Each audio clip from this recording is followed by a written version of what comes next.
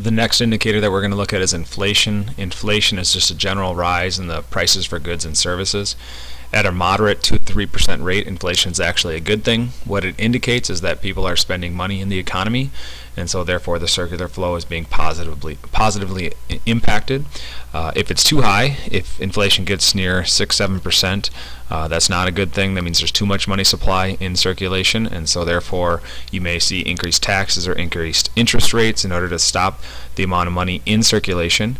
And if inflation is very low or negative, which we call deflation, the government may step in and decrease taxes in order to increase the amount of money in the circular flow, or also they could decrease interest rates to do pretty much the exact same thing. So again, inflation is not a bad thing at a moderate level here, but when it is too high or too low or negative, then we are seeing some bad economic indicators.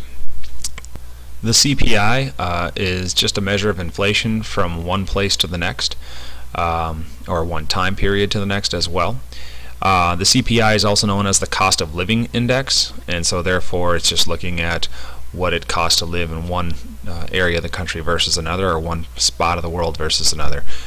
So therefore we looked at a couple tools in class that measured what it would cost to live here versus what it might cost to live in other parts of the nation.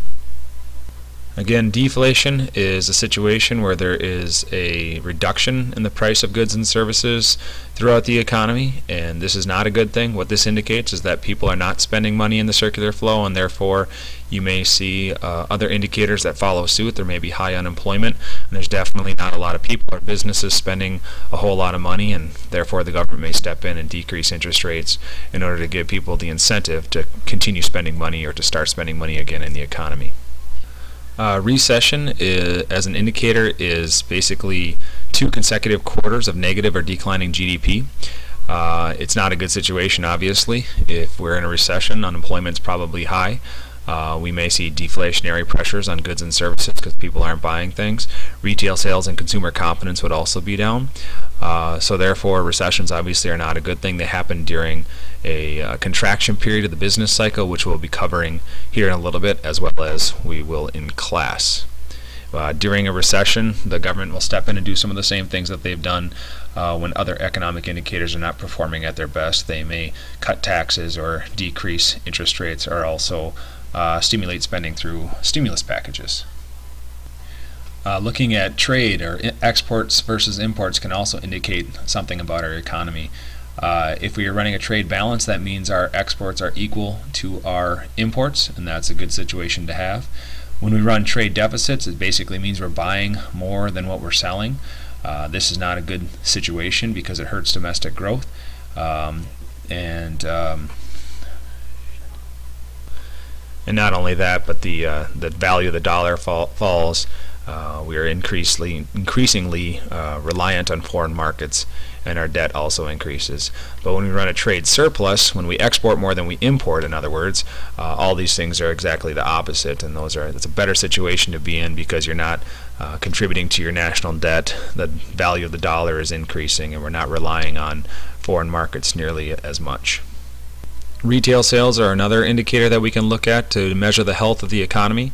When retail sales are up or high, we know that consumer confidence is high and that economic growth is also occurring at that time.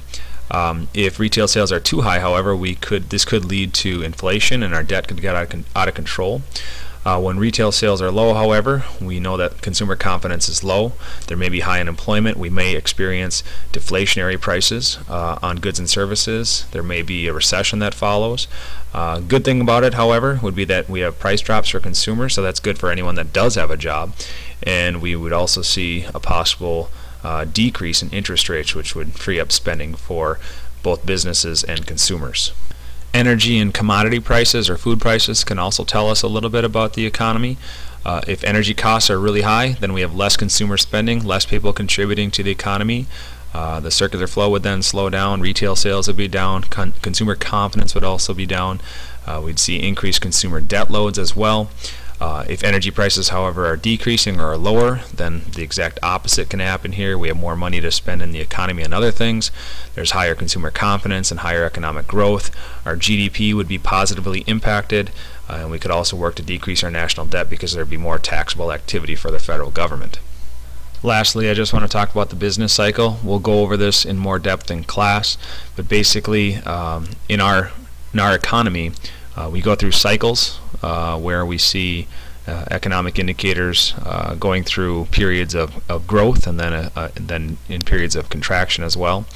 And the hope is that the growth periods and the expansion periods here along this line far outlast our contraction periods. So we'll talk about what is going on with economic indicators and how the government is reacting and how people and businesses react when we're in a contraction period right here.